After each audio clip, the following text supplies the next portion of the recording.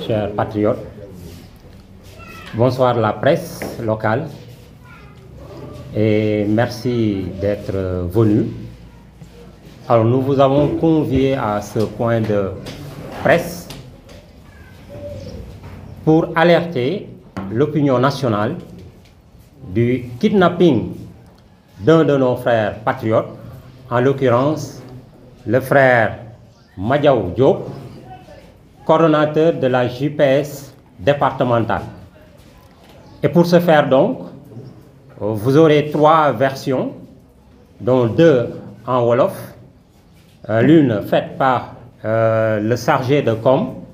en la personne de Ousmane Ciss, l'autre, le représentant de la JPS départementale, Saliou Seck, et la version française, ou Wolof du moins, sera faite par le vice-coordonnateur Alioune Badara Mboup. Voilà, donc moi c'est Babacar Diédhiou, le secrétaire général de la coordination départementale. Voilà, donc sans plus tarder, je vais passer la parole d'abord à Ousmane Ciss, le chargé de com, qui va vous faire la version française, n'est-ce pas, de ce point de presse. Voilà, donc je vous remercie. Ousmane Ciss, vous avez la parole.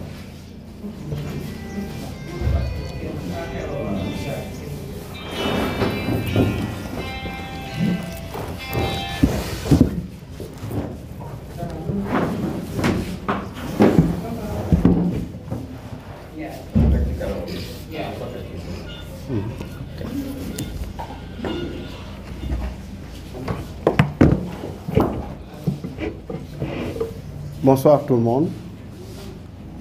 Donc, comme M. le secrétaire Babacar Diédhiou vient de l'évoquer, ce point de presse a été organisé par la coordination départementale de Tivaouane dans le but de dénoncer avec force et vigueur la énième forfaiture dont vient de faire montre le régime en place, en l'occurrence le régime de Macky Sall. Alors, hier, nous avons été saisis et informés de l'arrestation, du kidnapping de notre frère Madiaw Diop, responsable de la JPS départementale, dans son lieu de travail. D'abord, nous condamnons fermement le caractère inhumain des conditions d'arrestation des militants de Pastef. Nous disons que c'est aliénant et c'est déshumanisant. Alhamdulillahi Rabbil Alamin, après les faits, nous avons saisi les avocats. Il a été acheminé à Thiès, particulièrement à la section de recherche, où, à l'heure où nous parlons, il se porte à merveille. Et nous profitons de cette occasion pour saluer les efforts qui ont été déjà consentis par la section de Thiès, mais aussi par les femmes de Pastef, en général par la coordination départementale. Avant d'aller plus loin dans nos propos, nous tenons aussi à saluer la famille Diop, demeurant à Chérif Lo, pour la bravoure, pour le courage, pour également le sens de la responsabilité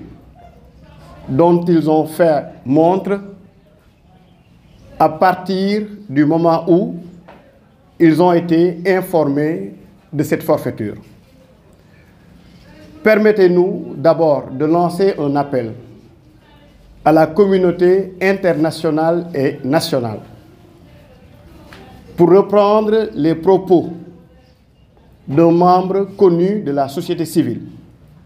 qu'aujourd'hui au Sénégal, au XXIe siècle, hélas, il est désolant et ahurissant de constater que il y a ce qu'on peut qualifier de criminalisation de l'opposition, pour reprendre les propos d'un membre de la société civile. Particulièrement Aliou Tine, particulièrement ceux du parti Pastef les Patriotes. Combien de patriotes ont été arrêtés? Combien de responsables, de militants, de sympathisants?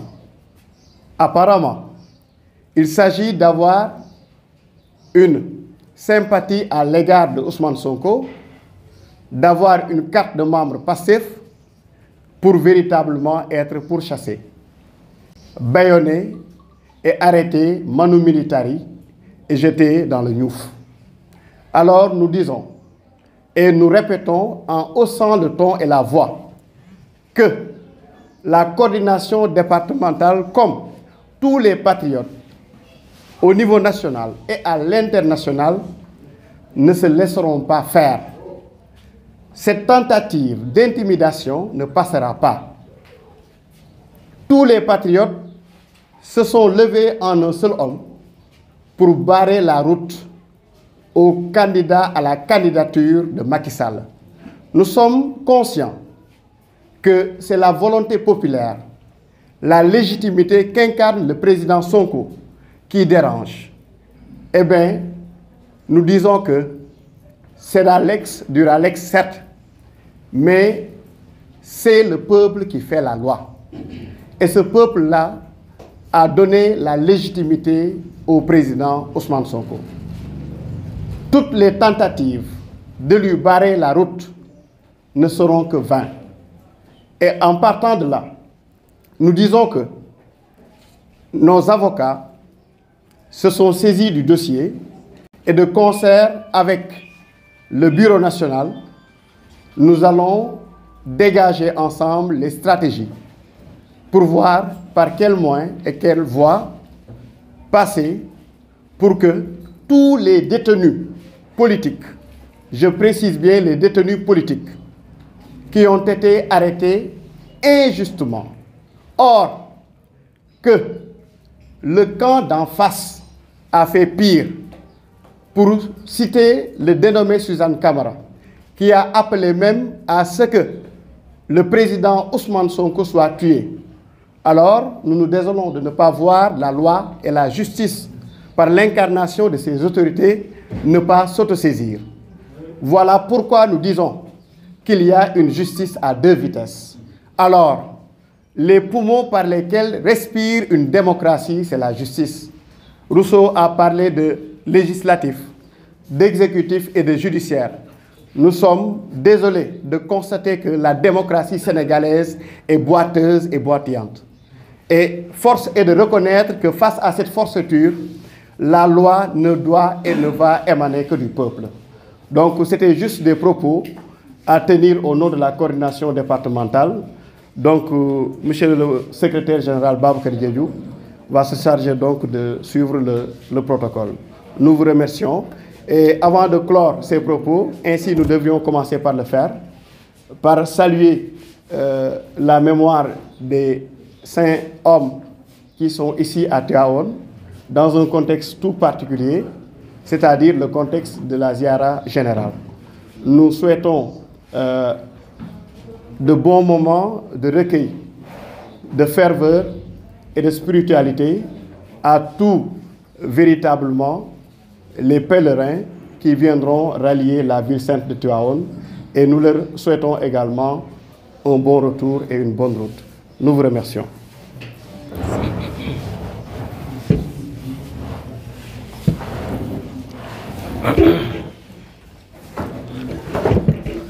Voilà, merci beaucoup le frère Ousmane VI, chargé de com. Nous joignons nos propos à ceux de Ousmane pour effectivement souhaiter des moments de ferveur, de recueillement et de dévotion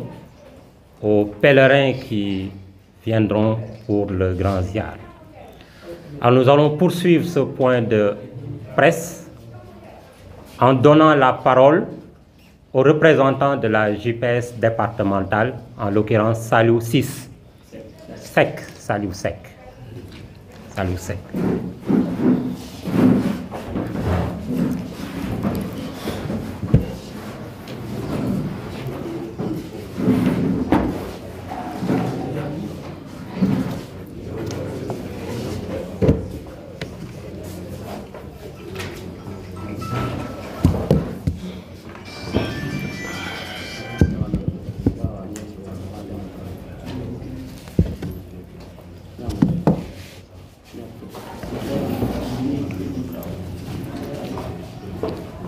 Assalamualaikum warahmatullahi mbooloo mi damay commencer présenter d'abord maa ngi tudd Saliou Seck nekk le vice-coordinateur de la JPS départementale. Dañuy commencer d'abord par nuyu suñu grand frère ak ami patriotes yi nga xamante ni ñëw nañ fi di jël nuyoo bi di ko teg ci loxo le coordinateur départemental Assane Diop. Bu ma jógee ci loolu aussi tamit damay nuyu waa coordination départementale bu JPS bi yépp di leen wax gis nañ taxawaay yépp vraiment démb ba léegi gis nañ coono yi ak yépp. Bu ñu jógee ci loolu nag suñu intervention dañ ko bëgg axer ci 3 points. Bi ci njëkk bokk na ci jaay doole gi nga xamante ni moo am ci réew mi te li firndeel jaay doole googu mooy nit ñi nga xamante ni ñoo ngi leen di jàpp di leen tëj. Beneen bi des mooy par rapport ak suñu frère Madiaw beneen bi des tamit mooy par rapport ak marche bi nga xamante ni war nañ koo def le 14 ak le 15. Bi ci njëkk damay commencer wax ni ñun waa PASTEF département bu Tivaouane en particulier la JPS ñoo ngi renouveler suñu engagement ci projet bii di projet PASTEF. Ñoo ngi renouveler suñu engagement ak suñu détermination ci président Ousmane Sonko. Loolu dama bëgg Sénégal yépp xam ko. Engagement boobu nag ak détermination boobu bu fekkee moo tax Macky Sall di ñu jàpp di ñu traquer ni ay xaj yu nga xamante ni dañoo ràmm wala mu ñuy traquer comme ay sàcc wala mu ñuy traquer comme ay vaurien wala mu ñuy traquer comme ay bandit na noppal boppam. Dama ni bu dee loolu moo tax mu ñuy traquer na noppal boppam parce que ñun ak le président Ousmane Sonko incha allah ba pale te lépp loo xamante ni war na ci incha allah danañ ko def. Suñu jógee ci loolu ñu ñëw ci par rapport ak suñu mbokk mi nga xamante ni moo di Madiaw Diop di suñu coordonnateur départemental bu JPS. ma ni Madiaw arrêté wuñ ko dañ koo kidnappé parce que Madiaw ku ko xam ni c'est un honnête citoyen.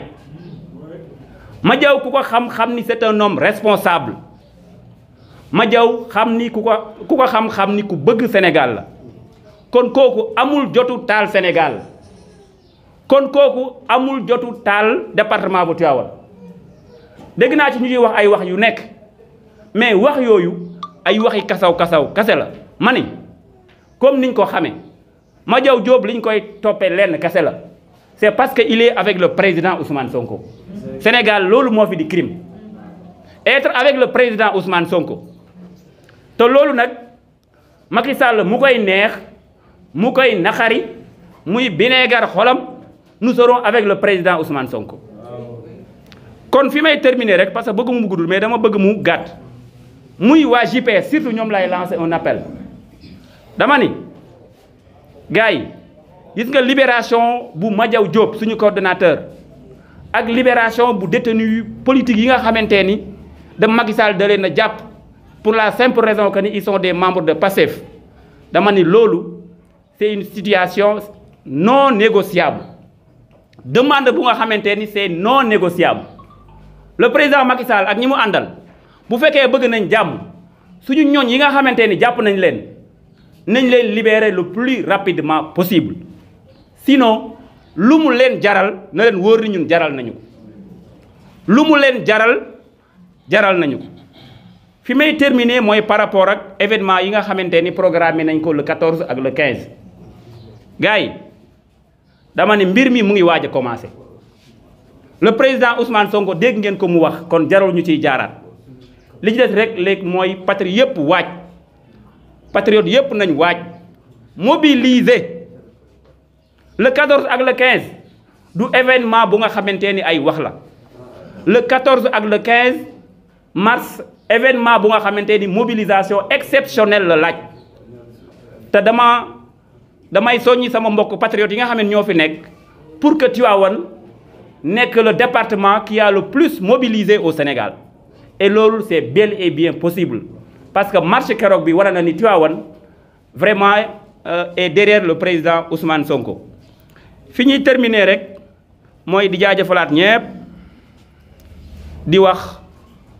Free Madiaw Free Madiaw Free Madiaw Free le Sénégal. Je vous remercie.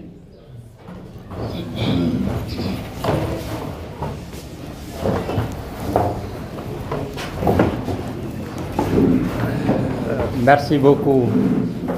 Saliou Seck. Permettez-moi de saluer le coordonnateur départemental, monsieur Assane Diop, honorable Assane Diop, qui vient de nous rejoindre. Saliou Seck vient de prouver son appartenance à la JPS départementale parce que son discours est digne d'un jeune engagé, d'un jeune très déterminé. Mais son discours prouve également que la jeunesse est l'un des piliers sur lesquels le parti peut compter pour les combats d'aujourd'hui et ceux du futur. Donc merci Saliou Seck pour ton engagement et merci à toute la jeunesse patriotique du département. Alors je vais passer la parole à monsieur Alioune Badara Mboup pour la version wolof. Voilà, monsieur Alioune Badara.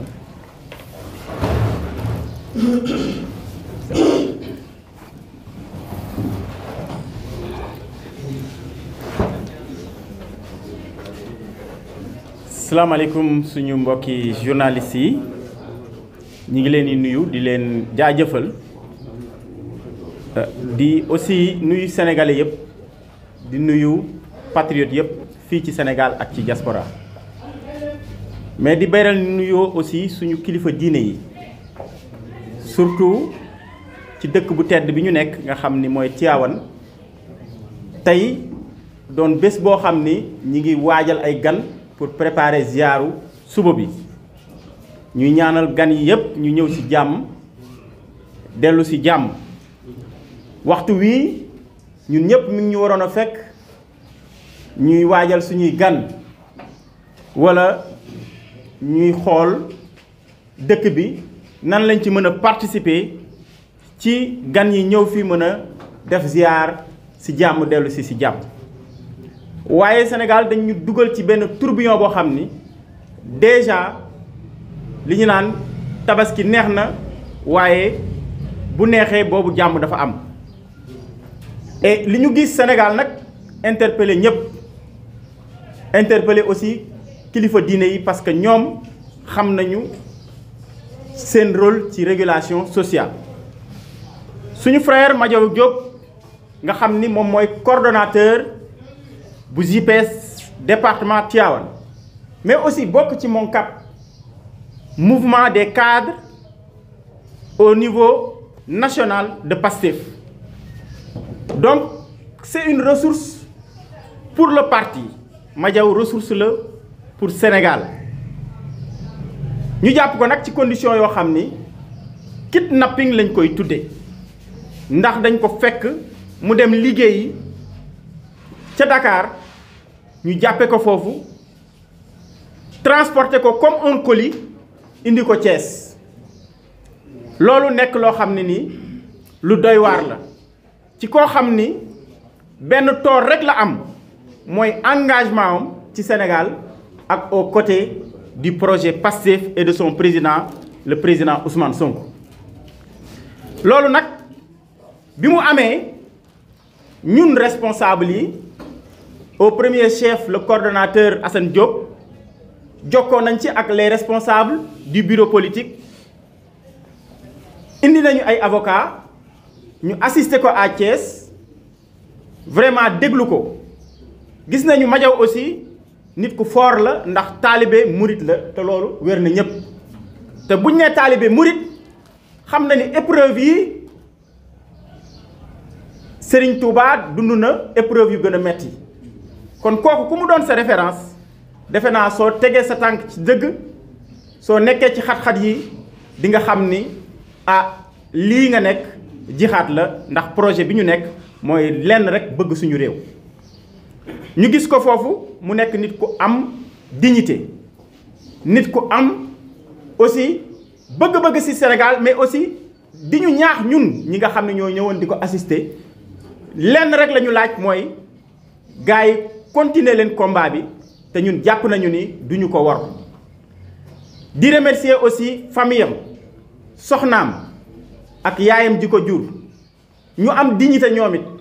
parce que xam nañu seen doom du bandi xam nañu seen doom ba mu waree jàng dafa jàng nekk aussi koo xam ni ci gox yi mu nekk mi ngi ci activité citoyenne yu bëri avant muy am sax un engagement politique di remercier la section de Thiès nga xam ni ñoom tamit dañu ni ñu yéen jaabante bi sax bu ndaree metti ñun ñi ngi fi tey ci suba yépp ñoom ñoo fa nekk démb rek li Madiaw soxla yépp indil nañu ko ba nga xam ni du am jafe-jafe foofu ci condition yooyu la Madiaw nekk mu doon nag loo xam ni ñun dañu jàpp ni kidnapping la te loolu duñu ko dindi tàqale ko ak li nga xam ni moo am ci Sénégal ndax ñépp gis nañu tey fi mu toll nekk militant passif rek crime la liste bi ngeen di gis ci ginnaaw dañu cee def et cetera ndax am na plus de 100 personnes yoo xam ne actuellement Pastef la ñu bokk ñu ngi leen jàpp ci loo xam ne ni teguwul fenn ndax seen engagement rek moo tax ñu jàpp leen fii ci Tivaouane ca Ziguinchor ca Dakar ca Touba amul daanaka département boo xam ni ci nguuru Macky Sall amul ay arrestation yoo xam ni ay membre Pastef la au-delà nag ci li nga xam ni ay activité lañu yoo xam ne ñun suñu parti dañ koy def ñu koy tereel gis ngeen la xewoon Mbacké Tivaouane fii déposé nañ fi ay lettres d'information plus de 3 fois ñu koy rejeté loolu yépp nag dafay wane rek que ni arrestation Madiaw Diop bi du ay wax yu ñuy wax parce que Madiaw waxu fi lu ñu koy jàppee Madiaw li mu posé mooy acte de légitime défense et ñun dañuy wax Madiaw li mu wax nervi yi nga xam ni ñooy nekk ci wetu force de l'ordre yi te duñu ay takk der ñun duñu accepter ñuy jël suñu bakkan kenn du accepter benn nervi di jël sa bakkan bu fekkee looloo tax ñuy tëj nit ñi kon dinañ jàpp ñépp parce que nag ñun yaafus joo xam ni diñu nañ toog nit ak i noppam di ñu attaquer di ñu faat te boobu état bi nga xam ni moo ñu war a défendre moo leen di protéger ak ay politiciens yoo xam ne dañoo nekk dans l'appareil étatique en tout cas loolu duñu ko accepter bu fekkee looloo tax ñu jàpp Madiaw Diop nañu ñëw jàpp ñépp parce que loolu kenn du ko accepter li wóor ba wóor tey bu ñu nekkoon dans un état responsable nervi yi la ñuy jéem a jàpp wala ñuy recruter ay nervi la ñuy jéem a jàpp bu ñu nekkoon dans un état responsable du ñu am des forces de l'ordre ñu am ay uniforme ñu leen di rax seen biir ay nervi et loolu nag état du Sénégal daf ci war a jël ay responsabilités su ci jëlul ay responsabilités ñun dañuy jël suñu responsabilité te loolu mooy dëgg li ci des nag mooy déjà suñu parti clamé woon na ci fan yële fi nga xam ni mooy organisme des droits de l'homme wax persécution bi nga xam ni suñu président mi ngi koy dund wax aussi militants yi persécution bi nga xam ni ñu ngi koy dund waaye dafa mel ni ñun suñu yuuxu boobu nit ñi dégguñu ko te nag fa ñu jëm mooy ku nekk ci réew mi da ngay assurer ta propre défense parce que bu nekkee ni dañoo nekk ci réew moo xam ni ña ko jiite dañuy jël ay nit samba boy ñuy dal ci kaw ay nit kooku aussi ñun il faut que ñu jël suñuy responsabilité ñi ngi woo nag militants yépp ni leen lii nga xam ne ñi ngi koy def intimidation kese la parce que le président Macky Sall xam na ni il est majoritaire dans ce pays lenn rek moo ko dese il est minoritaire dans ce pays lenn rek moo ko dese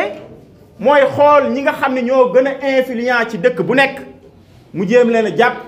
jàpp ni loolu moom mooy décourager les patriotes mais ñun dafa am loo xam ne ni dañu ko tëgge suñu biir parce que honorable Assane Diop mi ngi nii ci ginnaaw toog moom tey en tant que coordonnateur bu toogee nii waxal na ñëpp mais ñun aussi bu ñu jëlee parole waxal nañu ñëpp te patriote aussi responsable bu fi jëloon parole day ngay waxal ñëpp kon le président Macky Sall na xam ni Pastef Tivaouane ay responsable yu mat responsable ñoo fi ne du caagan ki ni day jël suba honorable Assane Diop que dafay dagg bopp Pastef donc il se trompe honorable Assane Diop tette na ñi nga xam ne ñoom la jiite ba wan leen yoon wi ba ñooñu xam ni bu ñu ko gisul tey dinañu matal ginnaawam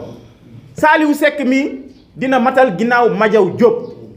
donc loolu la ñuy wax président Macky Sall ni ko nag Madiaw nag moom dina ko bàyyi si nii wala mu bàyyi ko ci nee parce que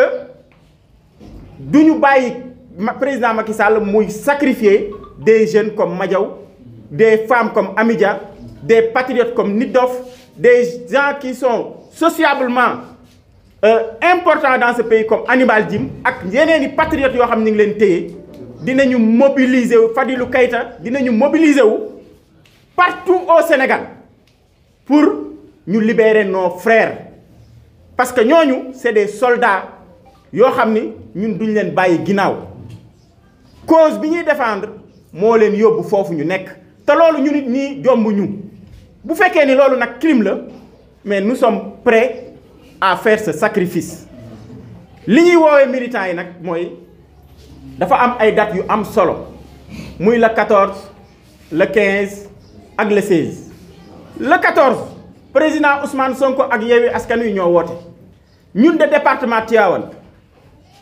bëgg nañoo fës wala nekk ci département bi gën a fës ci mobilisation bi le 15 bokk nañu ci département yi njëkk a déposer seen lettre d'information te préfet bu ñu mayee dinañu marche suñu mayul dinañu marche léegi nag ñun xam nañu ni préfet moom daanaka du moom mooy dogal parce que kiy dogal mooy Antoine Diome ak président Macky Sall ñoom ñoo yor stabilité dëkk bi parce que marche dañu ko consacrer ci suñu constitution kon trouble à l'ordre public bu amee ki trouble ordre public mooy ki nga xam ni moom moo bañ liberté boo xam ni constitution daf ko garantir kon ñun dañoo pare pour exercer suñu droit moo tax la ñuy woo patriotes yépp ni leen à l'instar de tous les départements maanaam département yi nekk ci Sénégal yépp ni ñu koy defee Pastef Tivaouane incha allah le 15 dinañu manifester lu raw li ñu manifester woon keroog li ñuy laaj rek mooy force de l'ordre yi encadré ñu ci jàmm ñu dox suñu doxu ñaxtu ci jàmm ñibbi ci jàmm bu ñu bëggee safaan ba aussi ñoom ñoo créé safaan boobu parce que ñun suñu liberté duñu ko négocier bi ci topp mooy le 16 ñoom créé nañu seen beneen dossier maanaam bàyyi nañu dossier Adji Sarr léegi ñi ngi dem ci beneen dossier boo xam ni dossier Mame Mbaye Niang koo xam ni suñu toogoon ci pays boo xam ne nii dëkk la bu am justice kooku tey ña ngi koy yóbbul añ ca kaso ba ñu bëgg cee jël prox ndool naan dañuy empêcher candidature président Ousmane Sonko loolu nag dañuy wax les chefs religieux ni leen Sénégal fa mu jëm ñoom de yaakaar nañu ni suñ ca waxee dinañu am jàmm waaye nag bu ñu ci waxul ñun duñu accepter mukk suñu projet bi nga xam ni dañu koo gëm taxaw ci dox ci ba yegg ci fii war a bokk ci élection présidentielle Macky Sall di tànn ki muy demal ak ku mu dul demal président Ousmane Sonko par A ou par B dafay bokk kenn moo dul bokk muy Macky Sall leneen lu ñu def nag ñun ñu def leneen loolu mooy dëgg ñoom lu ñu def leneen ñun ñu def leneen et foofu la ñu toll parce que tamit même njaayum jaam ña dañu ko doon def ci ay loi lañ ko doon def du ñu accepter tey ñuy jël ay loi yoo xam ne nii ay magistrats yoo xam ne ñoom ñoo leen tànnal seen bopp di ñëw di tànn kan mooy doon candidat ñun dañoo am parti politique boo xam ne constitution Sénégal moo ñu ko jox ñu nekk ay citoyens am un candidat boo xam ne ni am na projet politique am intégrité kooku nag ñun ñooy défendre sa candidature ñun ñooy financer sa candidature ñun ñooy sécuriser sa candidature ñun ñoo koy élire à l'élection présidentielle incha allah jërë ngeen jëf.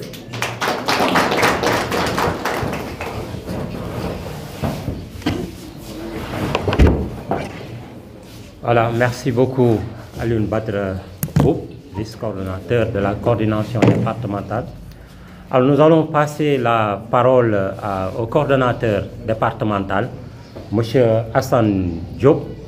et après lui, on donnera la parole à la structure dénommée Magui Pastef, et après on va véritablement mettre fin à ce point de presse. Voilà, M. Assane Diop, vous avez la parole.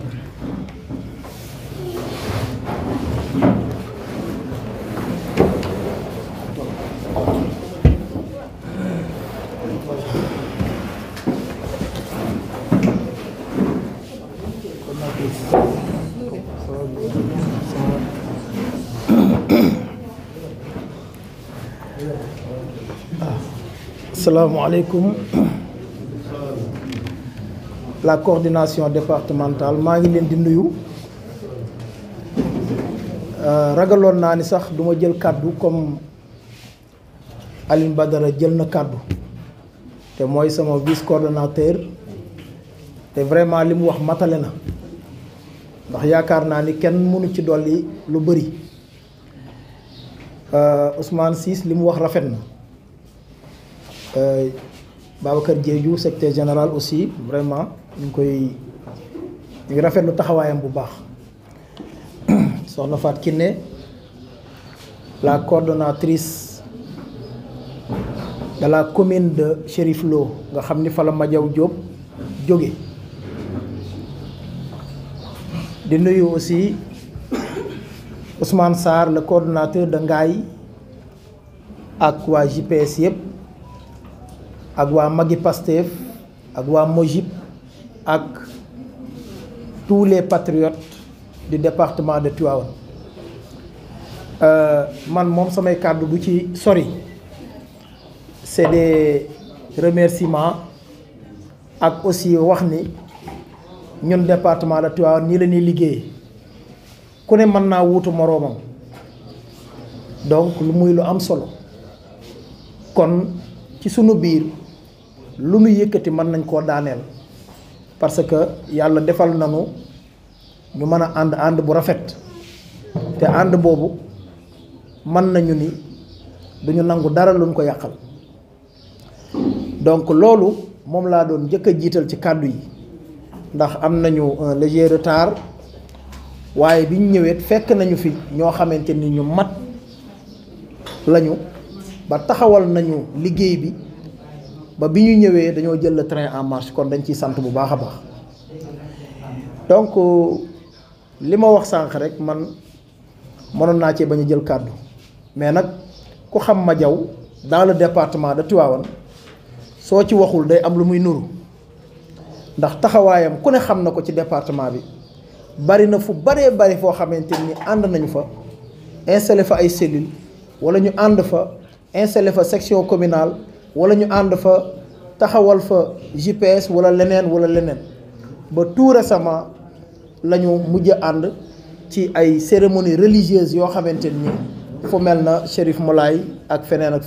donc kooku engagement am kenn natableetu ko li am solo nag mooy li ñu wax rek il faut que ñun ñu waajal ñun ñu préparé wu nag weesuwul nervi yi ñu doon wax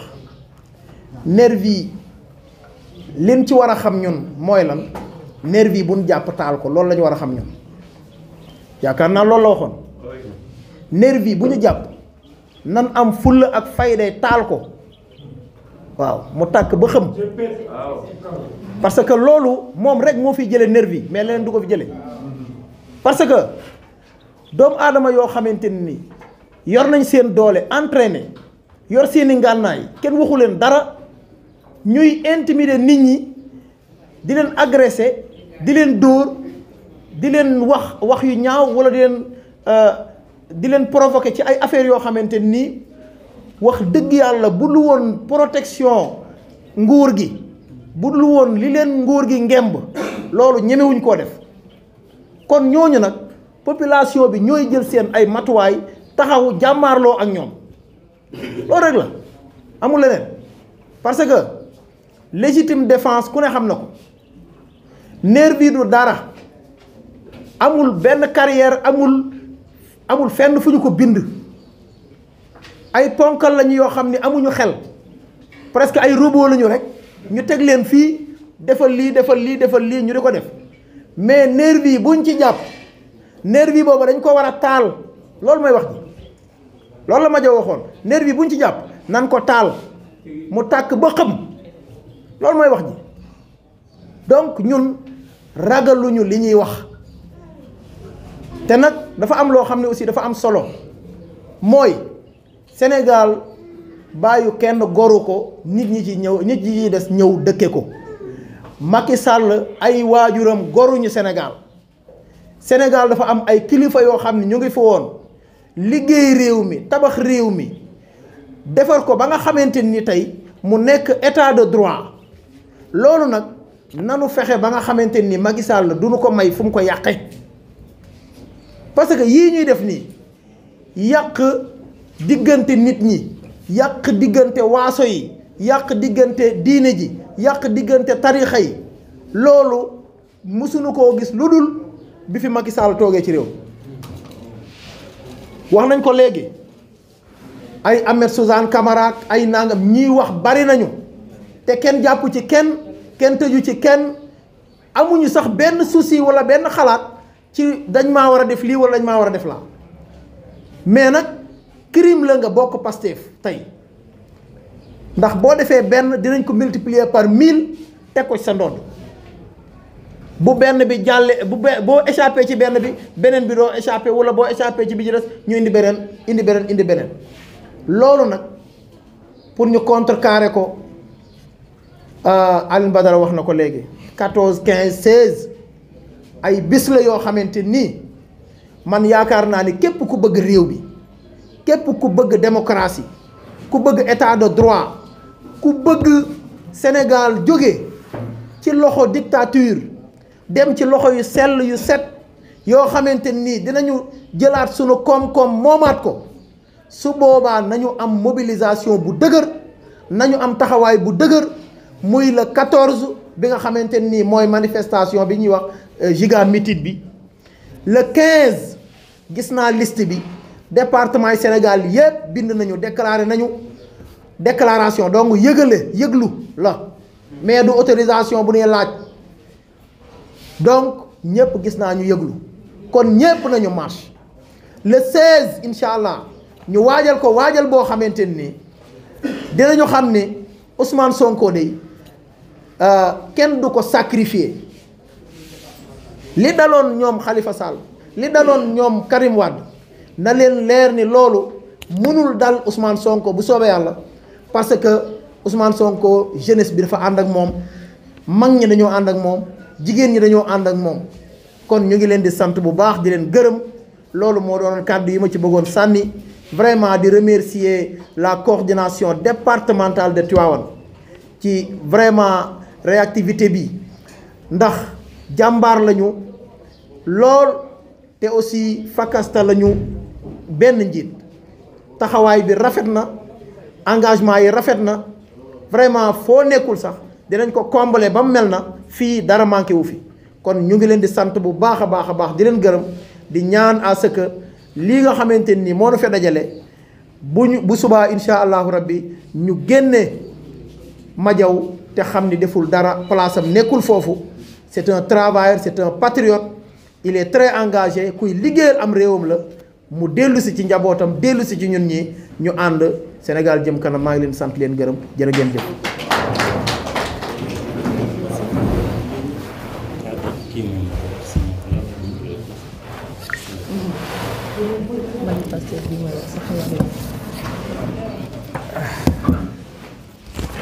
Alors, merci beaucoup, Monsieur Assane Diop. Très franchement, nous sommes satisfaits de votre discours. Vous venez de prouver que vous êtes un grand homme, un haut responsable politique, un homme de consensus. J'avoue que cette coordination porte votre empreinte. Cette coordination, vous avez réussi à y imprimer votre identité. Et vous venez justement de le prouver, parce que ce point de presse a démarré à votre insu. Mais quand vous êtes venu, vous avez magnifié le travail que vos proches collaborateurs ont eu à faire.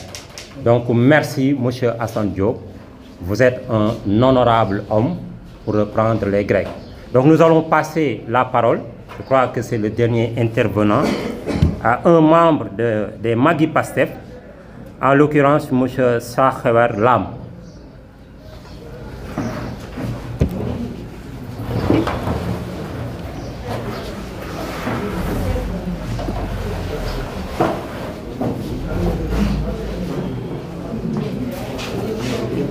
asalaamaaleykum mbokk yi ñu ngi leen di nuyu di leen gërëm ci taxawaay bi di wax ni dañu jël affaire bi rek ci turu magu Pastef seen taxawaay ci biir Pastef bala ñoo indi kàddu bi ñu wax ni ma jóg ay mbokkam bi leen dalal seen xel ndax moom ci toolu xare la nekk. ñun ñëpp ci toolu xare lañ nekk mbir mi du ay caaxaan ci toolu xare lañ nekk toolu xare nag moom ku ci daan tamit sayit ngay doon te foofu lañ toll ñi nga xam ne ñoom ñooy seqal mbir mi muy Macky Sall xamul leneen lu dul rapport de force comme ni ko président Ousmane Sonko di faral di waxee rapport de force mooy doole ji nga xam ni ñun moom la ñu am pour mën a doxal li ñu bëgg a def. tey jii dama bëgg mu leer que ni ñun doole ji nekk Sénégal ñun ñoo ko yore actuellement ñooy majoritaire doole ji nga xam mooy peuple bi majorité Sénégal yëpp président Ousmane Sonko dañu épouser projet bi nga xam moom la teg ñun ñëpp ñu ànd ci loolu. ñun ñi nga xam ñoo nekk ay anciens révolutionnaires ñoo xam ne dañoo yàgg xeex ca 1985 ba léegi ñu gis ko retrouvé wu ci biir projet bi mu jaral ñu teg suñu soxla yëpp ñëw ànd ak projet bi. ma leen di wax ni leen volonté populaire moom mooy lijjanti mbir mi keroog 1984 laa wax ci Burkina Faso bi ñu jàppee Thomas Sankara fekk mu wax dénoncé tubaab bi li ñu def foofu en tant que militaire mu def meeting bu mag wax lu bari ci tubaab bi ñu xëy jàpp ko keroog peuple bee génn libéré ko boobu en tant que militaire fa la ma fekk ñu ànd def mobilisation bu mag ñëpp génn taxaw. ñu libéré ko par force ci même jour bi ñu libéré ko gars yi reculé ñu def marche historique boo xam ne ñëpp génn donc ñun Sénégal foofu lañ toll tey Thomas Sankara ni ko Burkina bi libéré woon tey ji foofu lañ toll rapport de force bi dañ ko di ko exiger di ko appliquer tey ji jeunesse bépp doole yi nga xam moo nekk Sénégal ñun la àndal donc ñun nous sommes majoritaires il faut ñu xam loolu gëm ko xam ni ñoom amul dara lu ñu mën a imposer. li xëble bi ñuy def du jàll jàppaate bi pour xëble rek la xëbale mooy tiitalaate loolu war te jàll ñun ñi nga xam ñooy mag ñi nekkuñ ci gannaaw dañuy taxaw ànd ak yéen lu mu jar bakkan lu mu leen jaral ñu def ko nekkuñ di lox nekkuñ lu mu leen jaral ñun nar jaral lu ko ëpp parce que ñoo nekk ci dëgg nous sommes le camp de la vérité ñun ñoo nekk ci dëgg mu leer seen bopp jeunesse beeg ñëpp nañu am engagement bu ferme le 14 le 15 le 16 date historique yoo xam dañoo war am taxawaay bu mat sëkk fexe ba nga xam ne bi lépp lu ñu yëkkat ñun ñoom lu ñu yëkkat ñun ñu yëkkat lu ko ëpp ba xam rapport de force il faut ñu appliquer ko xam ne nous sommes majoritaires ñun ñoo fi nekk waru ñoo nangu ñoom ñu bëgg ñoo mën a 2024 des na te ñoom fi 2023 bépp dañoo bëgg intimidation lañ ko bëgg a def ci lañ bëgg a jaar parce que xam nañ ni nit ñi bàyyi nañ leen amatuñu ñoom pouvoir donc pouvoir bi mi ngi ci mbedd mi te ñun ñooy le peuple ñun ñoo yore majorité bi président Ousmane Sonko majorité Sénégal yëpp moom la ñu àndal loolu leer na ci ñoom moom tubaab yi ko lif xam nañ loolu donc ñun il faut ñu imposer loolu suñu doole jooju pour libérer nit ñi nga xam dañ leen téye injustement loolu ñun dañoo war a suñu pas-pas moo koy eggale mag ñeeg jigéen ñeeg ñëpp a ci war a ànd mobilisation suñ ko wootee bu kenn ni man su ma aw ma jot wala dama am lu ma contre ne ñëpp taxaw kenn ku ne jouer ce rôle pleinement lu mu laaj ñu def ko moom bu fekkee bakkan ak bakkan ñun ñoo nekk doo ëpp doole ñoo yore doole ji il faut mu leer ci bopp nit ñi ñun ñoo yore doole ji ñoom mënuñu ñoo imposer dara ñun ñooy taxaw carrément Ousmane Sonko su fekkee nekku ci kaso ba léegi c'est parce que peuple bee taxaw bi ñu ko jàppee 2021 peuple bee taxaw libéré ko loolu il faut mu nekk seen bopp il faut mu leer ci bopp ñëpp ñoom amul lenn loo xam ne lii mën nañ ko imposer nit ñi actuellement il faut ñu am suñu pas-pas lu mu leen jaral mu jaral lu ko ëpp loolu rapport de force bi il faut ñu nekk arme mu nekk mooy suñu ngànnaay nervi yeeg policier yeeg gendarme yeeg ñoom ñu amu ci kenn koo xam ne bii mën ngaa téye peuple bi peuple su jógee amul ku ko mën a téye loolu il faut mu leer seen bopp jeunesse bi na ñëpp engagé wu ñun ñoo ngi taxaw ànd ak seen kanam ànd seen gannaaw ànd seen nekk seen wet taxaw lu mu leen jaral lu ko ëpp lu mu leen jaral lu ko ëpp loolu dafa war a leer il faut ñu xam ne ñun mbir mi mbiru bakkan la te itam enjeu yi dafa ëpp dañoo toll foo xam ne fii dañuy libéré suñu bopp wala njaam gi day konde ba faw ñoom su fekkee ni bii sàggal nañu ba ñoom maanaam nguuru Macky Sall ak ay patron jàll bu boobaa njaam gi day konde ba faw donc étape boobu ñu toll ñun dañ ko war a xam fu enjeu yi nu mu toll lu mu leen jaral mu jaral ñu ko ëpp jërë ngeen jëf.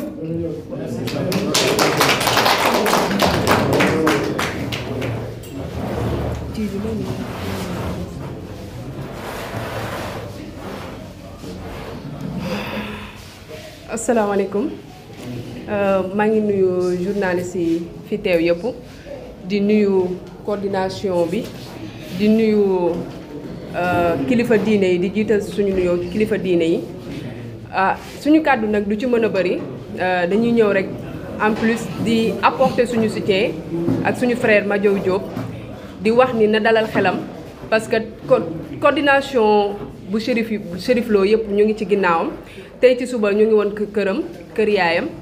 vraiment mu nekk maire boo nga xam ne bu dal la bu gëm yàlla vraiment soxnaam aussi tamit conscient na ci enjeu yi nga xam ni ñun ci lañu nekk ak projet bi nga xam ne ñun ci lañu nekk di remercier tous les cellules yi nga xam ne ñoo ànd ak man Njaxate Njaasaan Kër Yoro Nja jiite ñoom ñëpp ñu ngi leen di remercier seen taxawaay gis nañ ni ñu taxawoo seen frère Madiaw Diop kon kaddu yi kaddu cant la ak ngërëm di wax Macky Sall mënuma ko cee bañ a ñambaasaale yoru dynastie Faye Sall ñun dañoo weesu loolu Sénégal dafa weesu loolu Macky Sall dafa jël Sénégal delloo ko ginnaaw esclave bi ñu daan dund moom la Macky Sall bëgg a indi imposé ñu ko te indi na ko sax ba pare dañ koy wax nag di ko mu arrêté parce que moom loolu mu doon toppee Yaya Jammeh di wax ni Yaya Jammeh dafay jël Gambie comme royaume moom tey jii si loolu la nekk kon dañ koy wax mu arrêté parce que ñun ñëpp pare nañu muy jeunes di femmes yi ñëpp pare nañu suñu bakkan lañ ci teg su reculé wul ñun duñu reculer ba jamais kon di leen remercier bu baax a baax taxawaay bi am na solo di ñaan Madiaw Diop fi mu nekk yàlla na fa génn ci jàmm fekkaat ñu ci jàmm ñu continuer combat bi ci jàmm merci.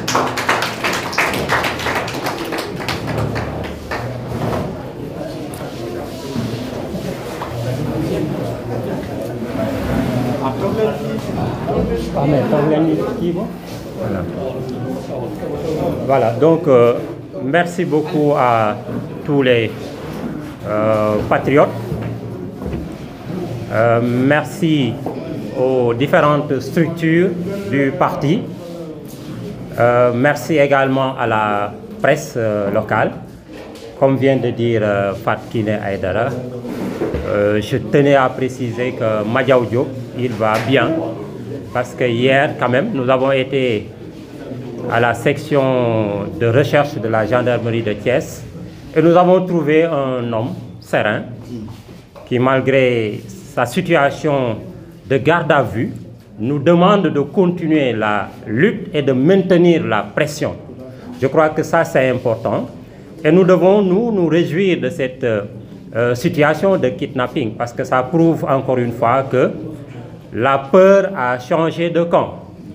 Il suffit aujourd'hui de simples émoticônes ou un commentaire sur Facebook pour être arrêté. Il suffit de participer à une marche autorisée pour être arrêté. Alors que des gens sont en train de faire et de dire pire. N'a-t-on pas entendu Suzanne Ahmed Kamara d'appeler à un meurtre, d'appeler à tuer Ousmane Sonko? N'a-t-on pas vu un spécimen ou un énergumène de Benno Bokk Yakaar déclarer un vol à hauteur de 800 millions dans une maison? Vous imaginez autant d'argent dans une maison. Et tous ces gens-là sont en train de vaquer librement à leurs occupations. Donc cela veut dire que véritablement, ce régime est aux abois. Et il nous revient, nous, de maintenir la pression à travers les journées du 14 et du 15. Parce que Madiaw, là où il est, c'est à nous qui sommes dehors de le rassurer. C'est à nous de lui prouver que, quand bien même il n'est pas avec nous, ce combat-là sera mené jusqu'au bout. Et ça, je crois que c'est important. Et je terminerai par réitérer, au nom de toute la coordination, notre